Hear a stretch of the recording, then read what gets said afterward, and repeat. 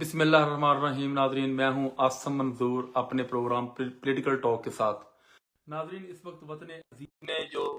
صورتحال ہے وہ انتہائی تشویشناک ہے. اسپیشلی جو پاکستان کا عدالتی بحران ہے وہ انتہا کی بلندیوں کو چھو رہا ہے. بڑے کمال اور احسن طریقے کے ساتھ سپریم کورٹ کے سینئر ججز نے اپنا سلو موٹو، چیف جسٹس صاحب نے سلو موٹو کا اختیار استعمال کرتے ہوئے معاملات کو نپٹانے کی کوشش کی تھی، لیکن بدقسمتی کے ساتھ سپریم کورٹ میں کچھ مسلم لیگ نواز کے منظور نظر ججز نے اپنے آقاؤں کو فالو کرتے ہوئے انہوں نے معاملے کو بگاڑنے کا بہت فریضہ انجام دیا، جس کی وجہ سے ہمارے جو عدالتی بحران ہے وہ ایک وقت وہ پھر سر اٹھا کر کھڑا ہو گیا ہے اور ایک اس وقت سپریم کورٹ میں ڈویژن پائی جاتی ہے. جیسا کہ آپ نے دیکھا کہ کس طریقے کے ساتھ میرے مہمان جناب خالد محمود طلب پرویز چودھری صاحب آ رہے ہیں.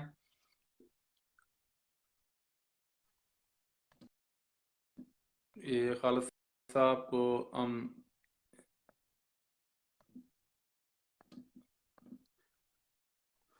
لینے کی کوشش کر رہے ہیں جناب خالد پرویز چودھری صاحب کو،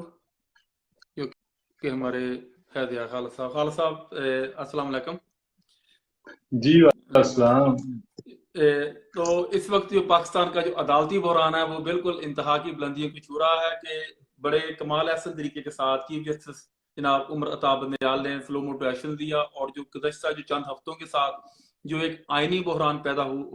ہو رہا تھا انہوں نے ان کو سمیٹنے کی کوشش کی. بیسیکلی یہ یہاں پر جاتا تھا کہ صدر مملکت عارف الوی صاحب کا ایک نوٹیفیکیشن تھا کہ جو الیکشن ہے وہ کے پی کے میں اور پنجاب میں وہ ایک سرٹن مدت کے اندر کروائی جائیں، لیکن جو حکومت وقت ہے ان کو رزلٹ کا پتہ ہے، وہ راہ فرار اختیار کر رہی تھی. تو جس کی وجہ سے جو ایک بحران پیدا ہو رہا تھا اور الیکشن کمیشنر جو ہے چیف الیکشن کمیشنر وہ بھی جامداری کا مظاہرہ کر رہا تھا. تو جسٹس عطا بندیال نے ایک اپنا سلو موٹو ایکشن کا لیتے ہوئے اپنی اختیارات کو استعمال کرتے ہوئے سپریم کورٹ کے سینئر ترین ججز نے ایک رولنگ دی کہ الیکشن جو ہے وہ ہر قیمت پہ ہونے چاہیے. اور جو اپوزیشن تھی انہوں نے لاکھ تعویلیں دی کہ ہمارے پاس فنڈز نہیں ہیں. ججز نے کہا کہ آپ ہماری ویجز سے 5% کاٹ لیں اور آپ کو 20 بلین روپی جنریٹ ہوں گے، آپ اس سے الیکشن کروا سکتے ہیں. لیکن حکومت نے ہر ممکن راہ فرار کی کوشش کی، لیکن لاسٹ منٹ میں جو کہ جسٹس قاضی فائد عیسیٰ جو کہ نواز شریف فیملی کے منظور نظر جج ہیں، یہ وہی موصوف ہیں جنہوں نے حدیبیہ پیپر مل کا جو کیسز تھے ان کو انہوں نے ختم کیا تھا، اور انہوں نے آج سپریم کورٹ میں ایک اور ججز کے درمیان ڈویژن پیدا کر دی، جس سے عدالتی بحران جو ہے وہ مزید سنگین ہو گیا. اور خاص طور پر انہوں نے ایک رولنگ دی جس کی کوئی وجہ نہیں بنتی تھی کہ جو چیف جسٹس آف پاکستان ہے وہ سلو موٹو ایکشن نہیں لے سکتے، اور ان کے سارے جو سابقہ انہوں نے سلو موٹو ایکشن لیے تھے ان کو کالعدم قرار دیا جاتا ہے. میرے ساتھ میرے معزز ترین مہمان جناب خالد پرویز چودھری صاحب جو کسی تعارف کو محتاج نہیں، پاکستان اسکاٹش پریس کلب کے پریزیڈنٹ. خالد صاحب آپ کو پروگرام میں ویلکم کرتے ہیں. خالد صاحب، آج آپ نے دیکھا کس طریقے کے ساتھ پاکستان میں جو عدالتی بحران ہے وہ بالکل ایک قسم کا تھم گیا تھا، لیکن وہ سر اٹھا کر کھڑا ہو گیا. اور جو جسٹس قاضی فائد عیسیٰ جو آپ کو پتا ہے کن قوتوں کا نمائندہ ہے، اور ماضی میں بھی آپ کو پتا تھا کہ کس طرح انہوں نے مانچسٹر میں، لندن میں اور انہوں نے اسپین میں پراپرٹیز بنائی، فلاٹ لیے اپنی بیوی کے نام پر، اور آپ سب کو پتا ہے کہ اس نے کن کن کیسز بند کیے تھے. کیا آپ کس نظریے سے کس خیال سے دیکھتے ہیں جناب خالد صاحب کہ یہ واقعی ایک بحران کو طول دینے کی سازش ہے؟ جی خالد صاحب. جی بہت شکریہ حسن بھائی اپنے مداوت دی. حسن بھائی، موجودہ جو صورتحال ہے یہ انفارچونیٹلی بہت ہی افسوسناک ہے کہ سپریم کورٹ ہمارے ملک کا آخری ایک ادارہ ہے، آخری کوشش ہے. جب تکلیف میں ہم ہوتے ہیں تو ہم وہاں پر رسائی کے لیے جاتے ہیں. بالکل. تو بدقسمتی سے اگر ہماری تاریخ اٹھا کر دیکھیں کہ سپریم کورٹ میں جو کبھی بھی پچھلے 75 سال سے ان ججز میں اتفاق نہیں رہا. ایک اتفاقی رائے سے کوئی ملکی و قومی ایک سلامتی کے لیے اہم جو کردار ادا کر سکتے تھے وہ نہیں کر سکے. جب بھی ایسے کوئی حالات آئے تو ان کے اندر ڈویژن پیدا ہوئی. میں مثال دیتا ہوں جسٹس سجاد علی شاہ کی، کہ وہ وقت یاد کر لیں کہ جس طرح जस्टिस जावेद अली शाह साहब ने को उन्हीं के बलूचिस्तान में जजेस गए, रफीक तारा ने किरदार अदा किया जो ब्रीफ केस लेके गए, वहां पर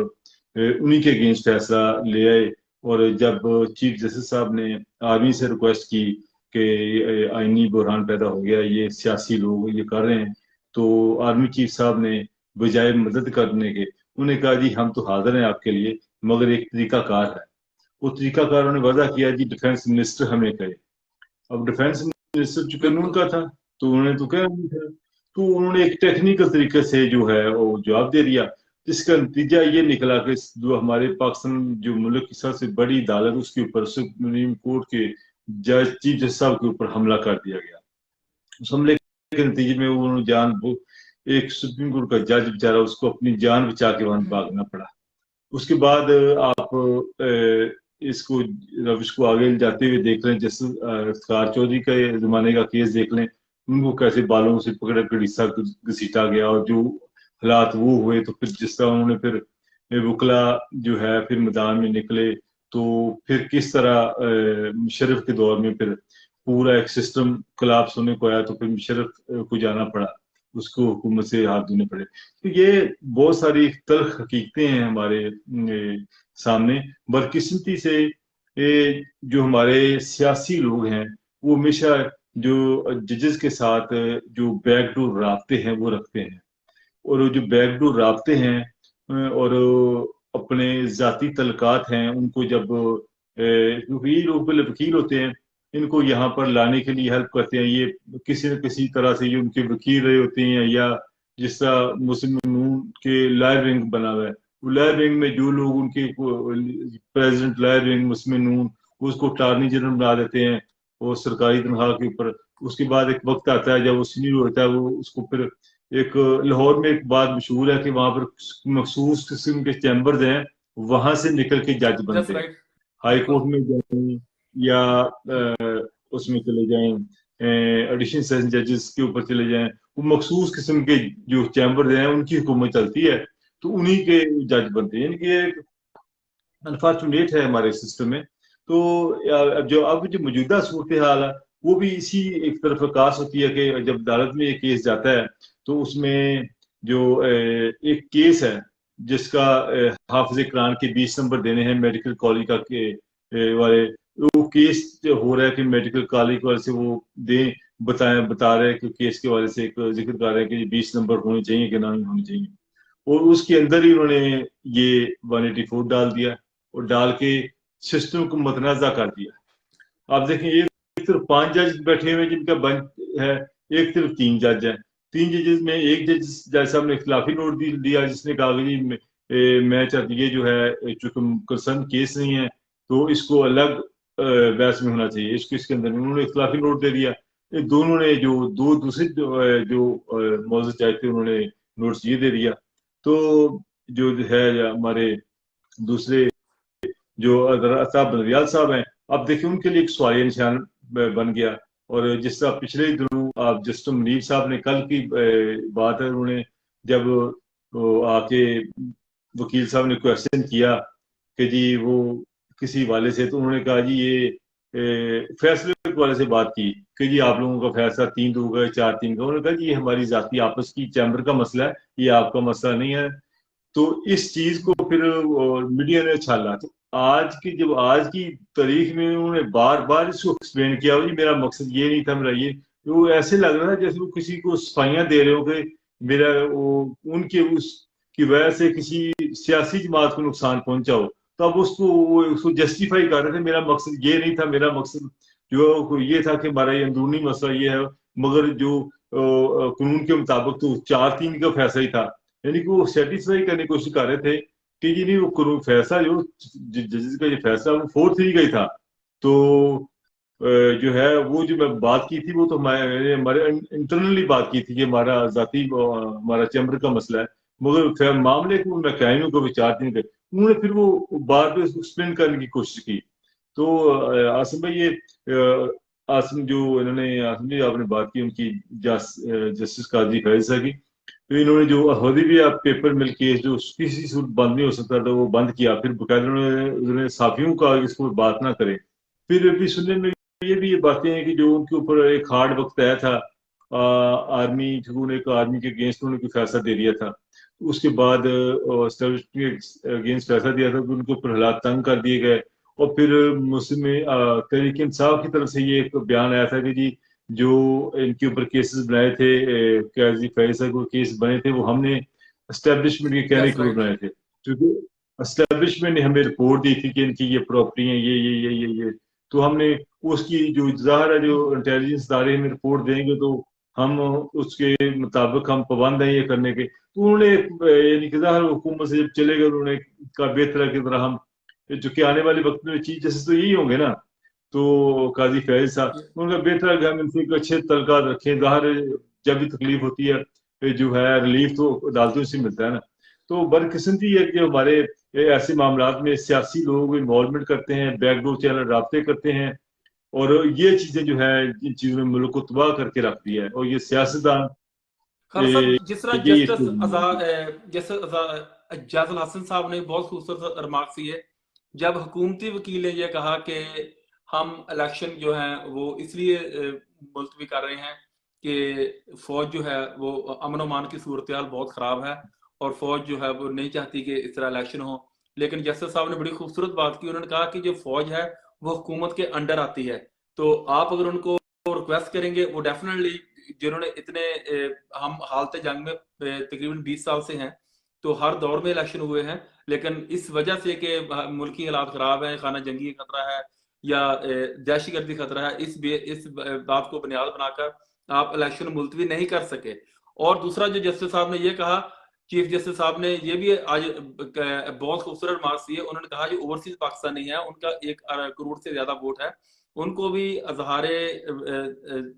का और अजहारे वोट करने का हक अदा देने की इजाजत होनी चाहिए, क्योंकि वो भी एक मुल्की शहरी हैं, वो मुल्क के ज़र मुआवजा में इतना इजाफा करते हैं। जब ये इतनी बातें पता चल रहा था किस किस जानब को जा रहा है, तो फिर हमेशा की तरह नून लीग ने अपना जो सीक्रेट पता था, ट्रम्प का कार्ड, वो उन्होंने खेला जस्टिस फायद ईसा की शक्ल में। खालिद साहब, आप क्या देखते हैं कि अब जो सूरत हाल हुई है कि जजों के अंदर डिवीजन पैदा हो गई है, आप क्या राय रखते हैं कि वाकई ये किसी बड़े तसादम की तरफ जाएगा, या अल्लाह ना करे कि ये सब मिल बैठकर जो म्यूचुअल अंडरस्टैंडिंग के साथ इस मामले को हैंडल करने की कोशिश करेंगे? जी खालिद साहब। जी आसम भाई, इस मौका पर जो वकला बरादरी है वो बड़ा उनका एक अहम रोल है। जिस तरह आज वकला कन्वेंशन हुआ लाहौर में, जिसमें पूरे पंजाब के नहीं बल्कि पूरे पाकिस्तान से वकला ने वहाँ पर शिरकत की, और सुप्रीम कोर्ट बार के जो जजेस हैं,